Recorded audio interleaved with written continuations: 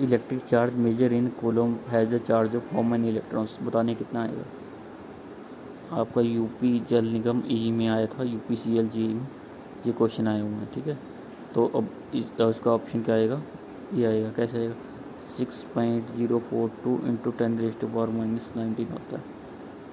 C D तो वैसे नहीं हो सकता, और ये देखो 19 का नज़दीक ये बताया हुआ है।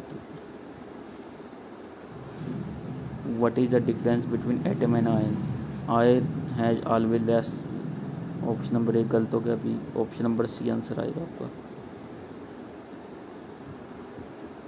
The condition of Ohm's law, SSC J electrical में है, तो इसका क्या आएगा, temperature should remain constant, option number 1।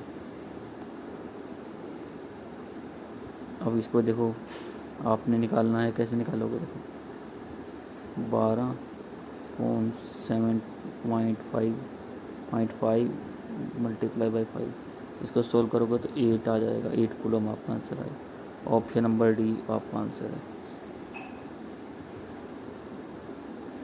और देखो ये कॉल करके भी दिखाई हुई, ऐसे आएगा आपका, ऑप्शन नंबर ए आ जाएगा। ये यूपीसीएल जी में आया था। देखो इसमें क्या करना है, P2/P1 कर लो आप, इसको कितनी है, 200/500 करेंगे, सीधी सी बात है, तो आपका आ जाएगा 2:5, option number B, B answer है। देखो अगले में क्या करना है, देखो कितना आसान है, क्या करोगे, जब इसके रिस्पेक्ट में निकालोगे, 8 मल्टीप्लाई, जब उसकी जरूरत 10 10 20 26 अपॉन, अब तीनों को जोड़ लोगे तो आएगा 6.11, ऑप्शन नंबर बी आंसर आपका। What with the dot equations, अभी किया है ये वही क्वेश्चन है। अभी इसका यदि क्वेश्चन में उसको सीरीज में करके, तो ये आपका आंसर बी आ जाएगा। High voltage transmission line the top most connector कौन सा होता है, D earth.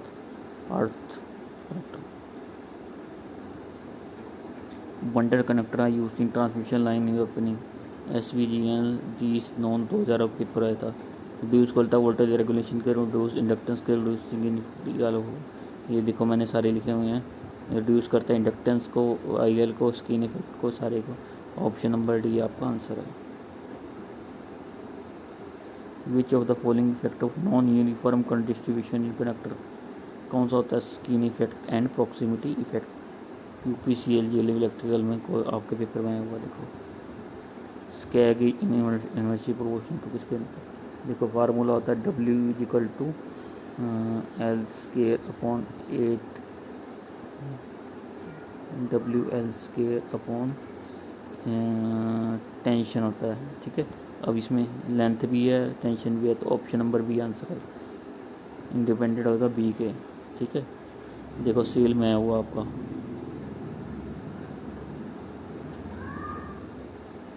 Full scale current of meter is 15 meter, sensitivity कितनी होगी। अब जो हमारी जो वैल्यू है S M equal to 1/50 into 10⁻⁻6, इसको पूरा को सोल्व करोगे तो 2000, ये ऑप्शन नंबर बी आ जाएगा आपका।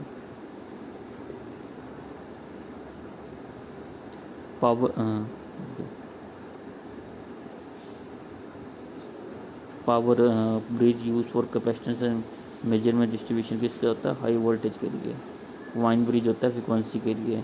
मैक्सवेल किस लिए यूज करते हैं, मेजरमेंट ऑफ रेजिस्टेंस के लिए, मेजरमेंट करनी है अपने रेजिस्टेंस के लिए, ठीक है। कैंपल ब्रिज होता है म्यूचुअल इंडक्टेंस के लिए। सारे आपको शॉर्टकट बता दिए, कोई है कोई आज तक किसी ने बताया।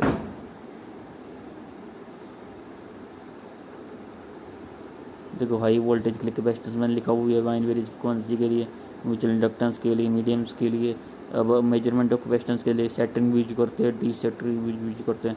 एंडरसन ब्रिज के लिए आप measurement of capacitance in term of inductance, wine bridge करते हैं capacitance in term of frequency, option number A बताया हुआ है मैंने पहले आपको। What will happen resistance mica in their increase in the temperature, इसका डिक्रीज हो जाएगा, ऑप्शन नंबर बी, ये ऑप्शन नंबर बी है। What is the thermal connectivity of silver, ये देखो MPGE में आया था, ये सारे इसकी स्पेसिफिकेशन लिखी है मैंने, ये आएगा answer 429।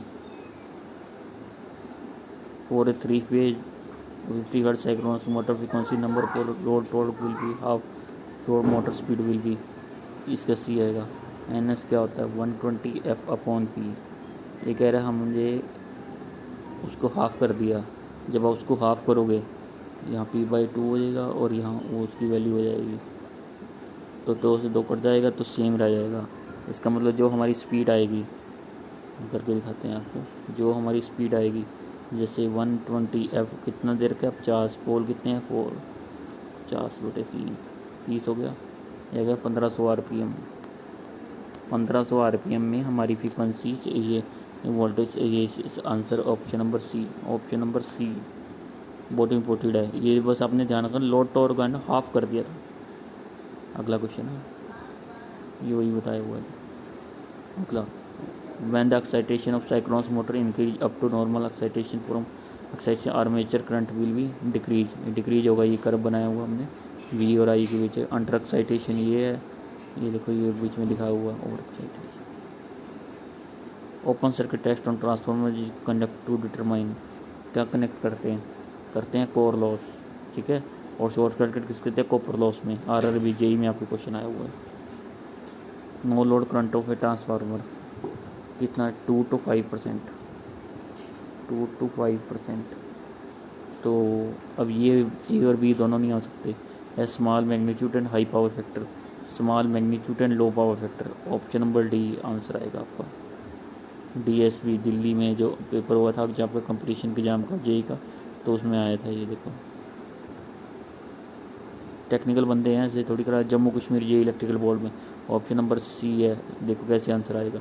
Shunt motor rotating 1500 RPM fed by 120 line करंटेज। पहले तो लाइन करंट को हम उसमें चेंज करेंगे, IS = V/RSH, ठीक है। अब उसके लिए पहले क्या करेंगे हम, वोल्टेज कितनी देर की है 120 वोल्ट, ठीक है। और RSH कितना दिया हुआ है, ये भी 120। तो आपका इसको सोल्व करेंगे, एक आ गया IRSH 1 आ गया आपका। उसके बाद क्या करेंगे, IA क्या होता है IL - ISH।